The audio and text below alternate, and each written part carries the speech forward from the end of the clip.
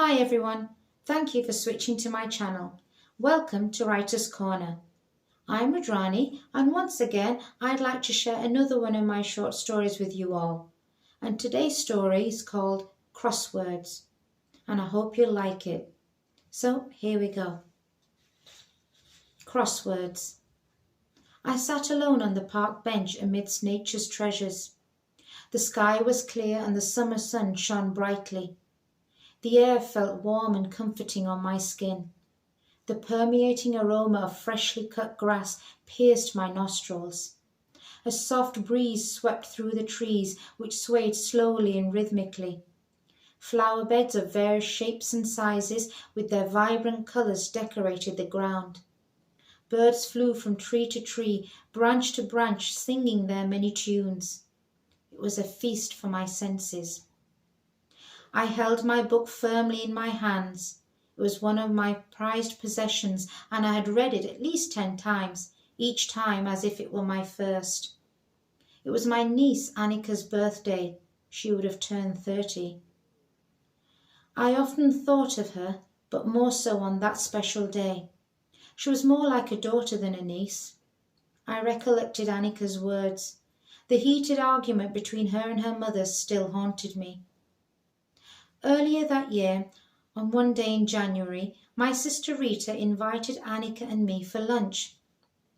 As usual, I was late, this time by a good 40 minutes, and I received a customary chiding from Rita. The front door was unlocked and I made my way in. Both women were in the kitchen having a heated discussion.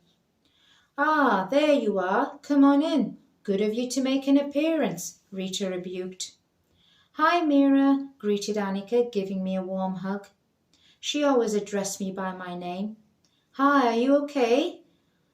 Scoffed Annika. "The usual." "Sorry, Rita. I just got held up and traffic was really bad," I lied. Groaned my sister. Looking at their annoyed faces, I asked, "What's happened now?" "Oh, as usual, I'm blamed for being a bad mother," grumbled Rita. "That's not fair," Annika screeched. "You just can't accept your fault, and I'll never be good enough for you. No matter what I do, you'll never be happy. You always criticize whatever I do, whatever I say, even the way I dress and look." Rita smirked. "Now you're just being childish. Don't patronize me, mother." I listened in silence. Their arguments were a regular occurrence, and even an indiscreet action or remark could trigger one off. Past experience taught me that any intervention had to be taken with careful consideration. I wondered if they would ever be civil to each other. I made myself some coffee, and sitting at the kitchen table, I drank it quietly. "If anyone pays me a compliment, you say that they're just being kind," continued Annika. "Well, that's because they are," Rita affirmed. "Oh, really? And if they complain about me or criticize me, you say it's my fault, that there's something wrong with me?" "Yes, well, they must have good reason for saying it. I mean, they can't all be wrong." "Unbelievable," said Annika, shaking her head in despair. "Why can't you ever be on my side, Mum?" "Listen, Annika, I can't pick a quarrel with every Tom, Dick and Harry because you don't like what they're saying." I'm not saying that. Mum, why can't you see anything positive in me? You always look for the worst in me." "Now you're just being ridiculous," mumbled Rita. Barely making eye contact, she continued with the meal preparations. "Both mother and daughter always had a fractious relationship, but it worsened over the years." I watched my sister. Her lack of sympathy and empathy, her unwillingness to listen and to understand reminded me of our mother. My sister was turning into our mother. I looked at my niece and saw the pain and anger in her eyes. She had always sought her mother's approval, but forever failed in her attempts. "I was never your favourite," began Annika. "Nor Dad's for that matter." "You're still jealous of your brother, and at your age? It's pathetic." "I'm not jealous, Mum. You've always liked Harry more than me. Everyone knows that. and I think it's cruel and unnatural to have a favourite child. Everyone agrees with me." "And who's everyone?" Gesturing to me, my sister sneered. "Peacemaker." "I take it that's not a compliment," I quipped, only to be ignored. Although I had spent years as an intermediary for both of them, my efforts only proved futile. "And you never bothered to come and see my play. I had the lead part, and you knew how hard I worked," told Annika. "Oh, that! I was busy," replied Rita dismissively. "Anyway, your dad watched it, didn't he?" "No, he was away, Mum, and you know that. I had to babysit Harry's little ones." "Huh! He could have got a childminder," Annika scorned. "Nonsense! They're my grandchildren."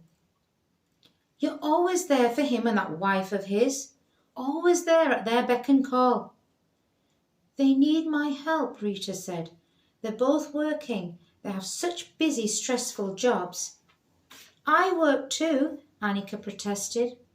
"Yes, well, there's a world of difference between a medical consultant and a part-time librarian." "That's not fair," shrieked Annika. "I do more than that. There's a transcription work, writers' group, orchestra, drama group."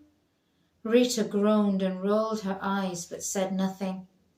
"Why can't you ever acknowledge anything I do?" implored Annika. "Look at your brother. He's done so well for himself, done us all so proud," boasted her mother. Annika sighed despairingly. "And I suppose I haven't. Is that what you're saying?"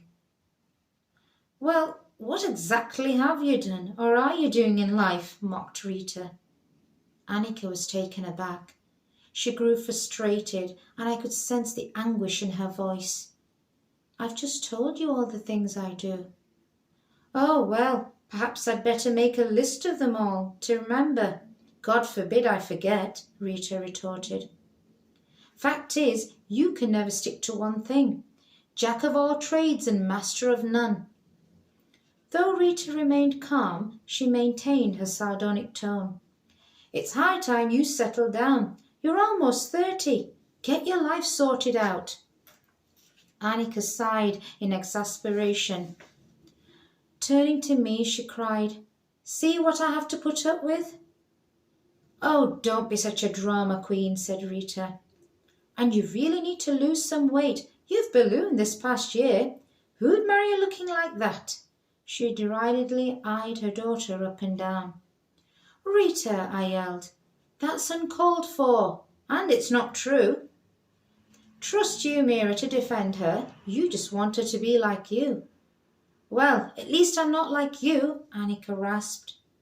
I stayed quiet. My response only added fuel to fire. By this time I grew tired and hungry. My coffee had long finished. I began to nibble at an apple from the fruit bowl. I wanted the battle to end. I did not see a point in the argument. It was the same old story. They raked up old wounds, added new ones, and never resolved anything. "By the way, I'm working on my novel," began Annika.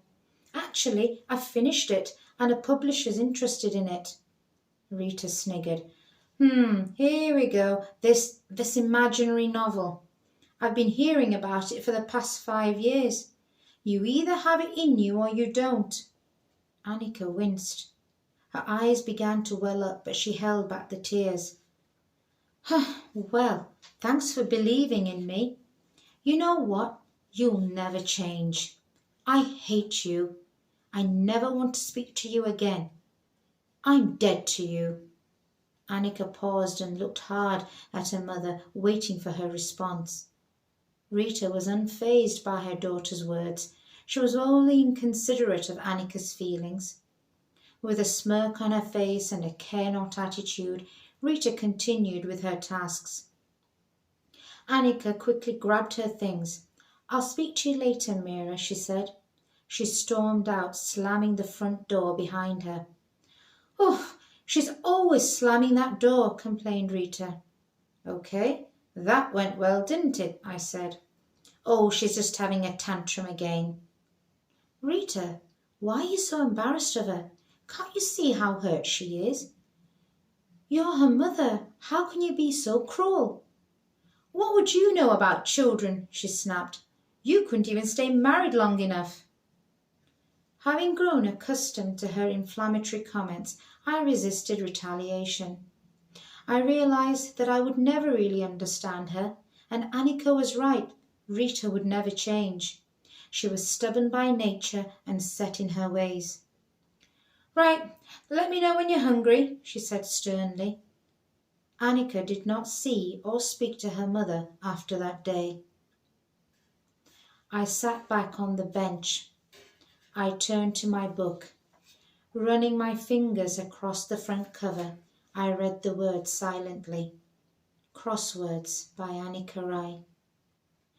Annika shared her success with me before it was cut short by her untimely death.